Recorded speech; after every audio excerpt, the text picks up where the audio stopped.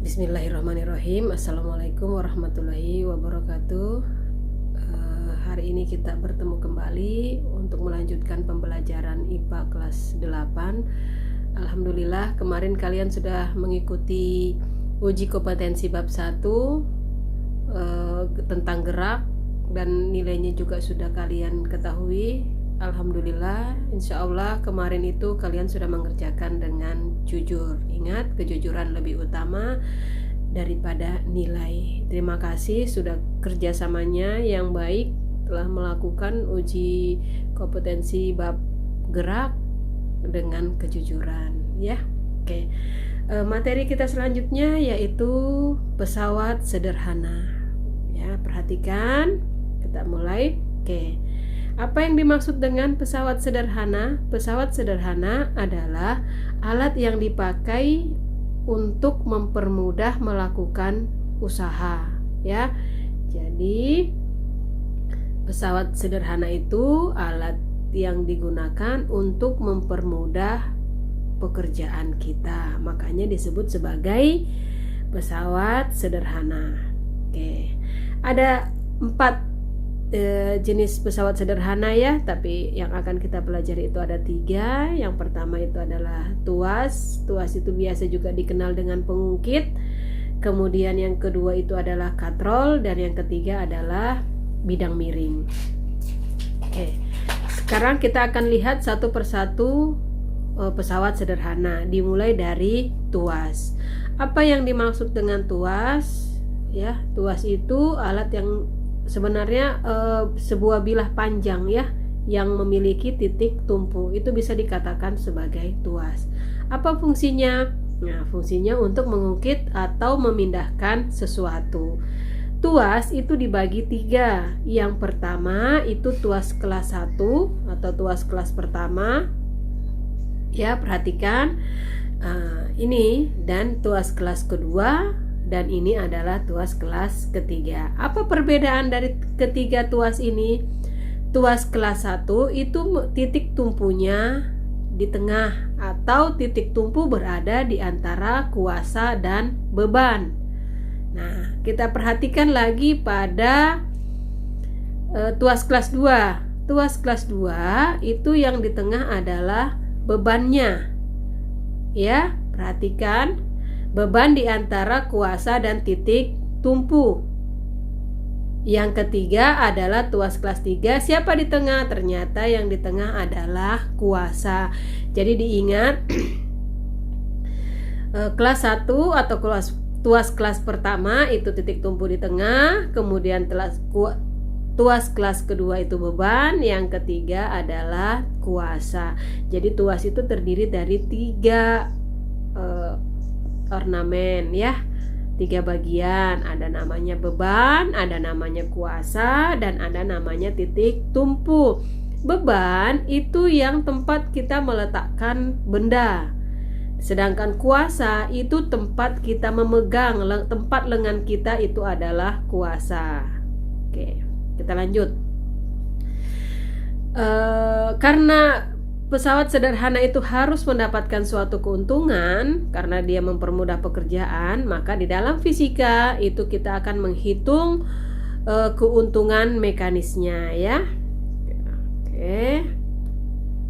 Nah, ini cara menghitung keuntungan mekanis pada tuas. Nah, ya, ini perhatikan.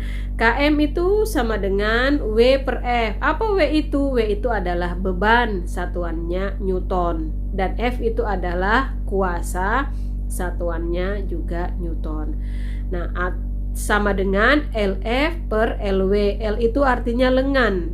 Nah, F itu masih gaya atau kuasa, ya. Nah, atau bisa juga gaya dikali lengan gaya itu sama dengan beban dikali lengan beban.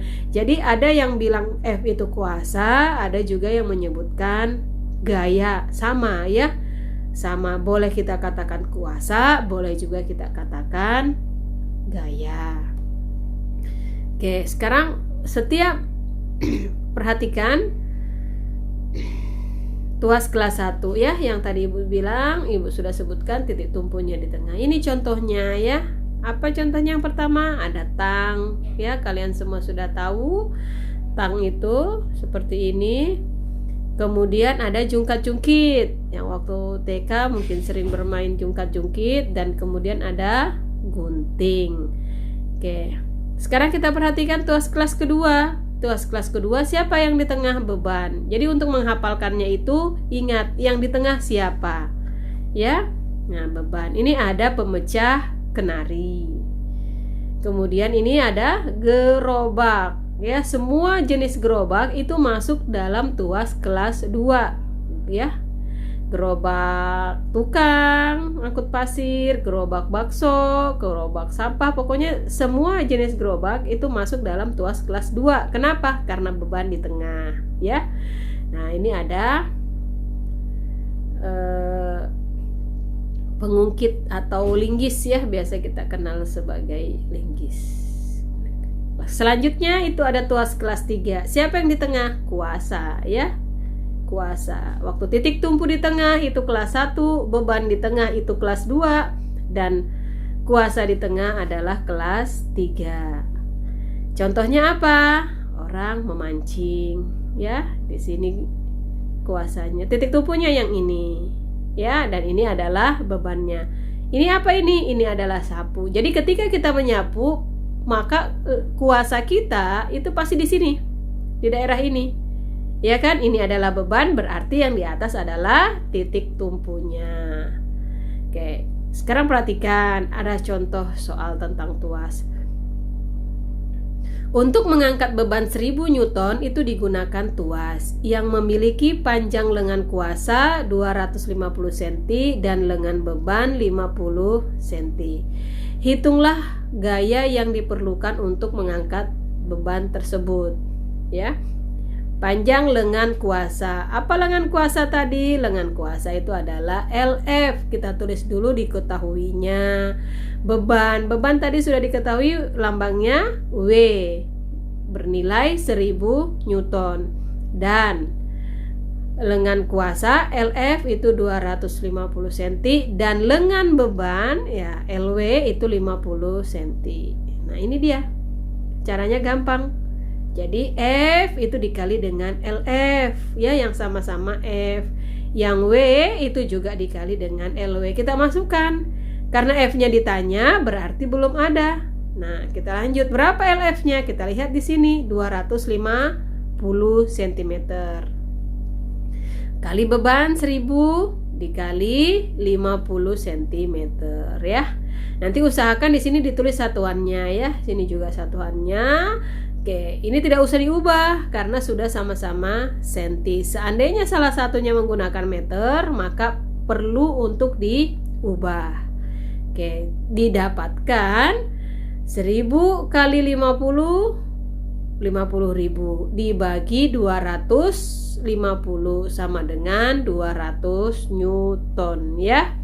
Nanti kalau kalian kurang jelas, kalian bisa buka lagi, cari di internet cara menghitung tuas. Insya Allah gampang ya. Nah, apa yang kedua? Pesawat sederhana yang kedua itu ada katrol. Katrol itu adalah sebuah roda di atas penggerak roda yang dirancang untuk mendukung pergerakan dan mengubah arah gerak tali. Ibu sering katakan cirinya katrol itu adalah roda dan tali. Kalau tuas tadi adalah bilah panjang, tetapi kalau katrol itu cirinya ada rodanya dan ada talinya.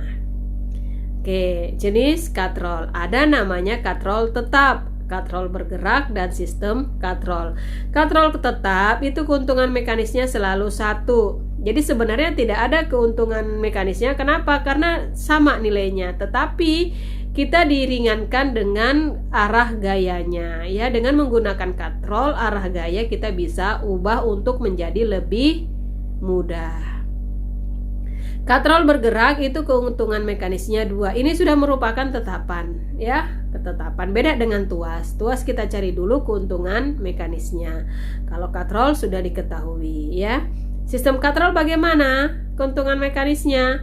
tergantung jumlah tali yang menopang katrol. Kita lihat, nah ini yang namanya katrol tetap ya, W sama F itu nilainya sama karena keuntungan mekanisnya 1.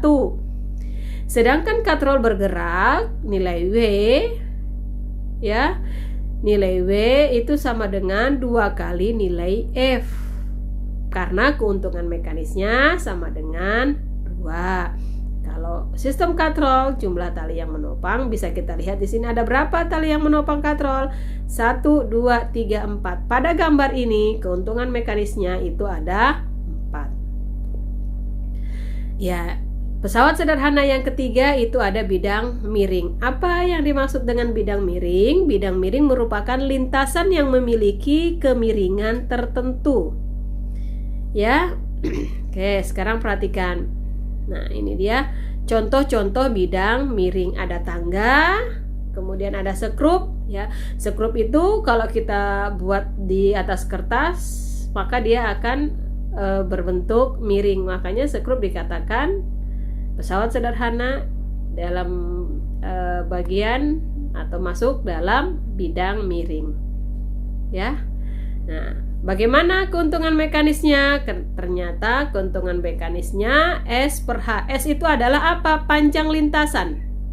Ya, ini dari bawah sampai ke atas ini itu adalah panjang lintasan. Apa itu H? H itu ketinggian. Ketinggian dari bidang miring tersebut, sehingga hasil bagi dari panjang lintasan dengan ketinggian itulah keuntungan mekanis pada bidang miring.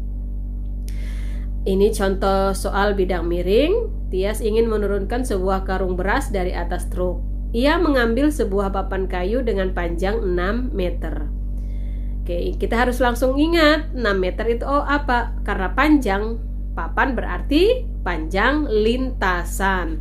Kemudian ia sandarkan ke truk yang tingginya 1,5 meter. Berarti hanya ya dari atas tanah. Jika Tias mengeluarkan gaya sebesar 300 Newton, berapakah berat karung beras tersebut? Nah, hitung keuntungan mekanisnya. Kita buat dulu diketahuinya. Kemudian ditanya, kita pakai persamaannya. Ya, boleh yang ini. W kali H per S. Oke, didapatkan 1200 Newton. Berapa keuntungan mekanisnya? S per H. Panjang lintasannya 6. Ketinggian bidang miring 1,5. 6 bagi 1,5 itu sama dengan 4. Keuntungan mekanis tidak memiliki satuan. Oke, perhatikan baik-baik ya. Nah, sampai di sini penjelasan Ibu mengenai bidang miring. Kalian bisa ulang-ulang video ini untuk lebih jelas cara-cara menghitung beberapa macam pesawat sederhana. Karena dalam ujian nasional itu paling sering keluar soal-soal pesawat sederhana. Oke, sampai di sini pertemuan kita hari ini. Tetap semangat, jangan pernah kalian merasa lelah, bosan dengan pembelajaran kita seperti sekarang ini. Oke, Assalamualaikum warahmatullahi wabarakatuh.